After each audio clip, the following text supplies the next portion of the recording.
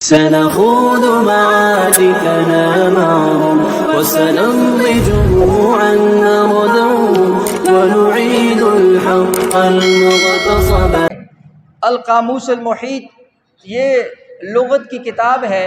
انہوں نے کہا کہ رمضان یہ اصل میں رمضہ سے ہے، را میم ضاد. رمضہ کا معنی کیا ہوتا ہے؟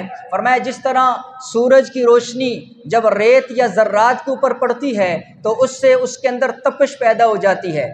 آپ نے کبھی کسی گرم ریت کے اندر کسی نے کوئی پیدل سفر کیا ہو، اس کو اندازہ ہوگا کہ سورج کی گرمی سے ریت کیسی تپتی ہے، پھر وہ جلانا شروع کر دیتی ہے. رمضہ کا معنی سورج کی وہ کرن اور روشنی جس نے ریت کو جلا دیا. اس لیے صاحب قاموس کہتے ہیں رمضان کا معنی کیا ہے؟ فرمایا کہ رمضان کو رمضان کہتے اس لیے ہیں کہ اللہ اس کی وجہ سے مومن کے گناہوں کو جلا کر راکھ کر دیتا ہے. لہٰذا اللہ نے یہ نعمت عطا کی اور اس کے اندر روزے کی وجہ سے اللہ اس کے اندر فضائل ہیں.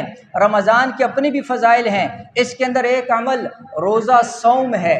صوم جیسے آپ کے سامنے حدیث آئی وَلِلصَّائِمِ، اللہ فرماتے ہیں روزہ دار کے لیے. عربی میں روزے کو صوم کہتے ہیں. صوم کا معنی عربی کے اندر رکنا ہوتا ہے، بچنا، کسی چیز سے اپنے آپ کو روکنا. روزہ کہتے کس کو ہیں؟ آپ روزے کی تعریف ذہن کے اندر رکھ لیجئے کہ الامساک عن المفطرات الثلاث من طلوع الفجر الی غروب الشمس. یہ فقہا نے روزے کی تعریف کی ہے. روزہ کس کو کہتے ہیں؟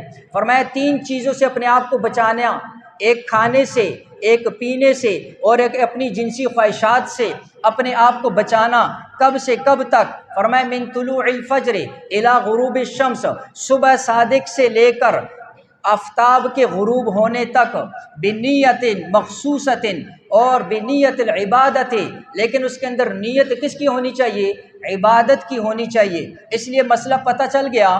اگر کوئی آدمی صبح صادق کے بعد تھوڑی دیر کے بعد بھی کوئی چیز کھا پی لے تو اس کا یہ روزہ نہیں ہوگا، اس لیے کہ روزے کی تعریف صادق نہیں آتی ہے. اور اگر غروب آفتاب سے تھوڑی دیر پہلے بھی کوئی چیز کھا لے تو سارے دن کا بھوکا پیاسا، یہ روزہ اس کا نہیں ہوگا. اس لیے کہ روزے کی جو وقت ہے یہ صبح صادق سے لے کر غروب آفتاب تک ہے. اس لیے گزارش یہ ہے کہ آپ صبح سحری کے اندر اور افطاری کے اندر تھوڑا سا احتیاط اور صبر کا مظاہرہ کیا کریں.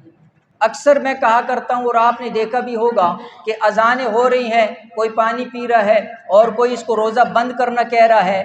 بھائی اذان جو ہے عام طور پر اذان 1 منٹ لیٹ ہوتی ہے، صبح صادق کے بعد ہوتی ہے. اس لیے میں نے عرض کیا صبح صادق کے بعد کچھ کھایا پیا تو یہ سارے کا دن کا جو ہے اس کی بھوک اور پیاس اس کا کوئی فائدہ نہیں ہوگا.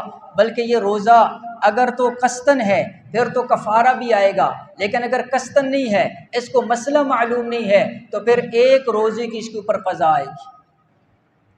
اور افطاری کے اندر بھی اسی طرح جو ہے معاملہ ہے. تو اس لیے سحری اور افطاری اس کے اندر جو ہے بہت زیادہ احتیاط کا جو ہے پہلو سامنے رکھنا چاہیے.